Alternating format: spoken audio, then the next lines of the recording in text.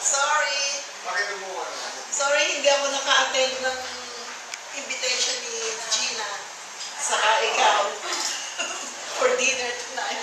Kasi si Marlon inunahan ko eh. Anyway, happy birthday. I'm glad to be here. Husband, to celebrate your 70th birthday.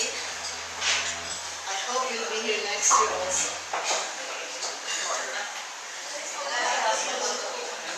Anyway, I wish you more birthdays to come and lots of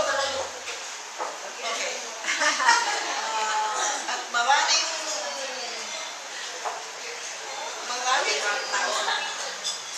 taon ng prosperity, good health, and happiness with Ben and your children and grandchildren. Happy birthday again. Love you.